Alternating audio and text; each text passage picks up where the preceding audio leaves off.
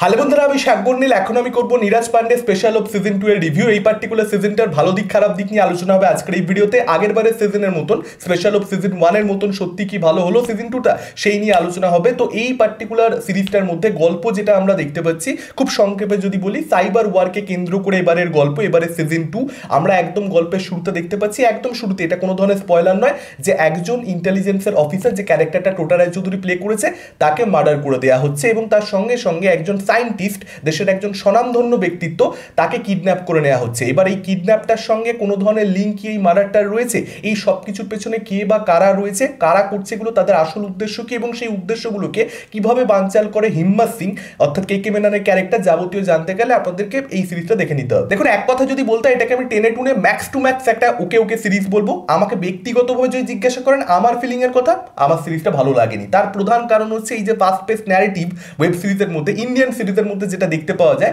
সেটার সঙ্গে আমি খুব বেশি একমত নই।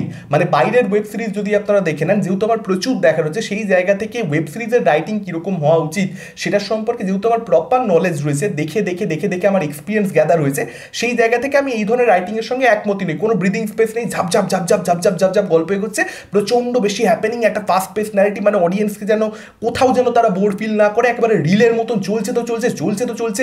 এই যে রাইটিংটা, আমি এটা হওয়া উচিত বলে মনে করি না। তার কারণ এটা আপনি যতক্ষণ দেখছেন ততক্ষণ যদিও বা আপনার ভালো লেগে গেল, তারপরে আপনার আর কোনো ইম্প্যাক্ট নেই সেটা, কারণ ড্রামা নেই তো, পুরোটাই তো থ্রিলের উপর দিয়ে বের করছে, পুরোটাই তো টেনশনের উপর দিয়ে বের করছে। ওই মোমেন্টে আপনি এনজয় করছেন, তারপরে তো আর ওটার কোনো রকম ইম্প্যাক্ট থাকছে না, আপনি ভুলেই যাচ্ছেন, ক্যারেক্টারগুলোর সঙ্গে কোনো কানেকশন গড়ে উঠছে না। তো সেই সমস্যায় তো এই সিরিজটা ভোগী।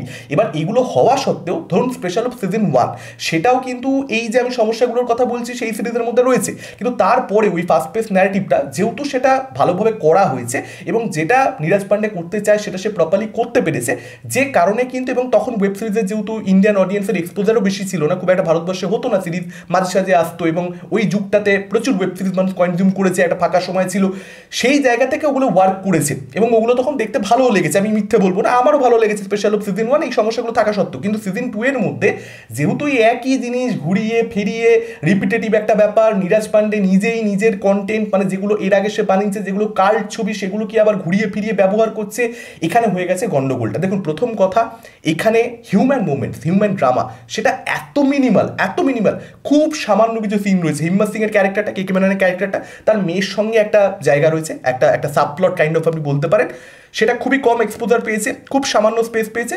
এবার সেটা ওই পারফরমেন্সের জন্য একটু একটু ওয়ার্ক করছে, খুব যে বিশাল কিছু ওয়ার্ক করেছে তা নয়, খুবই সেটা আর কি, মানে আমরা দেখা দেখা আর কি, মানে 14 বার এই সমস্ত কনফ্লিক্ট আমরা দেখে ফেলেছি, তো সেটাও কিছু বিশাল লেভেলে ওয়ার্ক করে না। একটা মোমেন্ট আমার জন্য ফর রিয়েল ওয়ার্ক করেছে, প্রবাবলি এপিসোড 2তে ছিল, আমি যদি খুব ভুল না হই, কে কে মেননের ক্যারেক্টারের সঙ্গে টোটা রায়চৌধুরী ক্যারেক্টার, যে বেসিক্যালি এখানে শহীদ হয়ে যাচ্ছে, যাকে মার্ডার করা হচ্ছে, তার মায়ের সঙ্গে একটা দৃশ্য, ওই দৃশ্যটা আমাকে অ্যাকচুয়ালি টাচ করেছে সিরিজে। তাছাড়া বাকি তো দেখুন ওই অ্যাকশন, টেনশন, থ্রিল, এবং তার সঙ্গে সঙ্গে জোর করে করে গল্প বাড়ানো। এখানে প্রথম কথা হচ্ছে প্রকাশ রাজের ক্যারেক্টারটা, যে সাবপ্লটটা, সেটা সম্পূর্ণরূপে আননেসেসারি, মানে দরকারই ছিল না। মূল গল্পটা যেটা মূল ন্যারেটিভের সঙ্গে, সেটার কোনো রকম কোনো কানেকশন, সিরিজ শেষ হয়ে গেল তাও গড়ে উঠলো না। আমি অবাক হয়ে গেলাম যে একটা সাবপ্লট এতটা স্পেস সেটাকে দিচ্ছে, তারপরে মূল যে ন্যারেটিভটা কোনো পয়েন্টে এসে দুটো ওভারল্যাপ করছে না। আমি আশা করেছিলাম এপিসোড 5-এ 6-এ কোথাও একটা গিয়ে দুটো একে অপরকে মার্জ করবে, সেই জিনিসটা হলোই না। আমি চমকে গেলাম যে এরকমও রাইটিং হতে পারে। এবার এটা হতে পারে না যে তা নয়, আমি বারবারই বলি একটা কথা, ফিল্ম মেকিংয়ে কী হওয়া সম্ভব, কী ভালো লাগা সম্ভব, কী খারাপ লাগা সম্ভব, কেউ কিছু যায় না, কোনো সার্টেন রুলস নেই যে এগুলো করলেই সফলতা আসবে, এগুলো না করলেই সফলতা হবে না। তো দুটো আলাদা আলাদা অপারেশন একটা পার্টিকুলার লোক হ্যান্ডেল করছে একটাই সিচুয়েশনে, এটা হতেই পারে, এবং দুটোর মধ্যে কোনো কানেকশন না গড়ে ওঠা সত্ত্বেও দুটো আলাদা আলাদা করে ভালো লেগে যেতে পারে। কিন্তু প্রকাশটা যে ক্যারেক্টারটা, যে সাবপ্লটটা, সেটা নীরাজ পান্ডে নিজের একটা কাল্ট ছবি, আমি এখন নাম বলছি না, সেটার থেকেই আর কি, মানে একদম পুরো তুলে দিয়েছে, মানে নীরাজ পান্ডে নিজে নিজের কাজ তুলে দিয়েছে।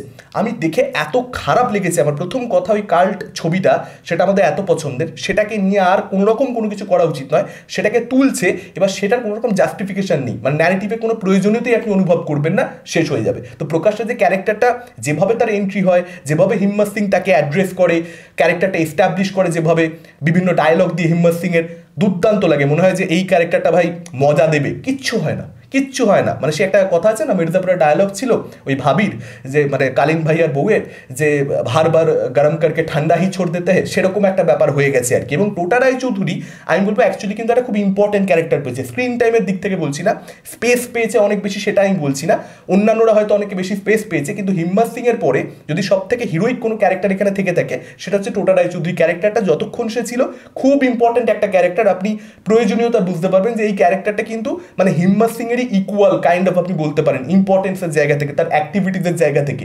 এবার সেই ক্যারেক্টারটা ভালো লাগছে, টোটা রায়চৌধুরীর পারফরমেন্স ভালো লেগেছে, অ্যাকশন বডি ডবল দিয়ে করেছেন, টোটা নিজে করেছেন আমি জানি না, তবে যেটুকু যা দেখতে পেয়েছি ভালোই লেগেছে তাকে। কিন্তু বিষয়টা হচ্ছে আমি যেটা খুব মানে আমার খুব খারাপ লাগলো, টোটা রায়চৌধুরীর একটাও আলাদা করে কোনো সোলো পোস্টার ড্রপ করা হয়নি, সেটা বাদ দিন, ঠিক আছে সোলো পোস্টার নেই, যে টোটাল একটা বড় যে পোস্টার ডিজাইন করা হয় যেখানে সমস্ত স্টার কাস্টকে রাখা হয়, সমস্ত অ্যাক্টর অ্যাক্ট্রেসকে, সেখানেও টোটা রায়চৌধুরীকে রাখবার প্রয়োজন বোধ জিও হটস্টার করেনি। এটা দেখে আমি প্রচন্ড হতাশ হলাম, কারণ হিম্মত সিং এর পরবর্তীতে যে ক্যারেক্টারটা সব থেকে বেশি ভালো লাগছে সেই ক্যারেক্টারটা একটা পোস্টারের মধ্যে নেই, ইউটিউবের ট্রেলারের থাম্বনেলে নেই, আলাদা করে তার কোনো সোলো পোস্টার নেই। এখানে অনেকে প্রশ্ন করতেই পারে যে ভাই ফেস ভ্যালু নেই টোটা রায়চৌধুরী হিন্দি অডিয়েন্সের মধ্যে, সেই জন্যে তাকে রাখা হয়নি, তার আলাদা করে সোলো পোস্টার ডিজাইন করা হয়নি। যদি বিষয়টা এর মধ্যে সীমাবদ্ধ থাকতো তাহলে আমি এটাকে নিয়ে আলাদা করে পয়েন্ট আউট করতামই না, অ্যাড্রেস করতামই না বিষয়টাকে। এখানে অনেকের এরকম সোলো পোস্টার ডিজাইন করা হয়েছে জিও হটস্টারের পক্ষ থেকে, আপনারা ফেসবুক পেজে গিয়ে তাদের দেখে নিন, যদি আমার কথা ভুল হয় আপনারা কমেন্ট করে জানাবেন।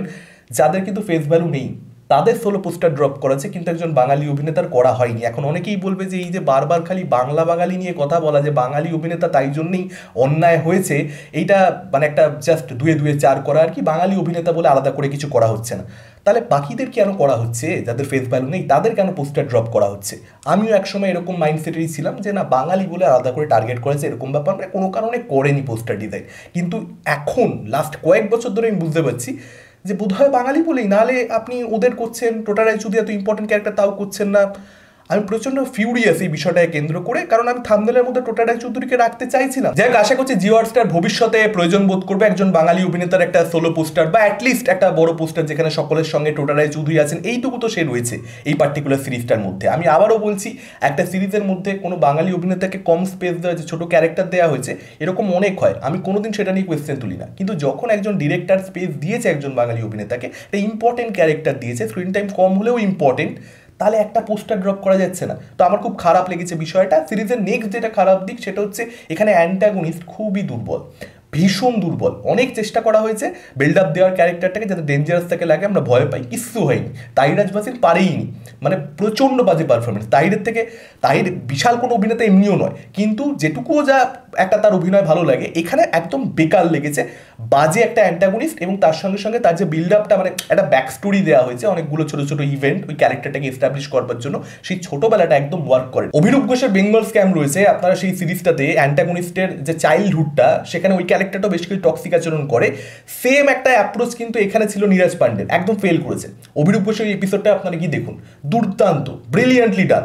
তো সেই জিনিসটা এখানে নীরাজ পান্ডের মতন ফিল্ম মেকারটা বলিউডের কন্টেন্টে হচ্ছে না। এবং সিরিজটা আরেকটা যেটা সমস্যা, কেকে মেননের আন্ডারে যারা কাজ করে ছেলে মেয়েগুলো, সেই ক্যারেক্টারগুলো পুরো বেকার, কোনো মেটেরিয়াল নেই, ক্যারেক্টারগুলোকে একদম সিলি বানিয়ে দিয়েছে, একটা রোমান্টিক অ্যাঙ্গেল জোর করে আনলো। এবার হ্যাঁ, সেটাকে কেন্দ্র করে লাস্ট এপিসোডে একটা সিন রয়েছে যেখানে কেকে মেননের ক্যারেক্টারটা কনভিন্স করার চেষ্টা করছে ছেলেটাকে, কনভিন্স হচ্ছে না, মেয়েটা যখন মিষ্টি করে একটু বলছে ও কনভিন্স হয়ে যাচ্ছে যে হ্যাঁ করে দেবো। ওই জায়গাতে একটা হাসি পায়, একটা হিউমার রয়েছে এমনিতে। কেকে মেননের ক্যারেক্টারটা বেশ কিছু জায়গাতে একটা পার্টিকুলার নারী চরিত্রকে বলে যে এসব অ্যানালাইসিস যা তুমি করছো এগুলো কালকে শুনবো আমরা, মেন কথায় আসো, সেই জায়গাটা যথেষ্ট ফানি ছিল।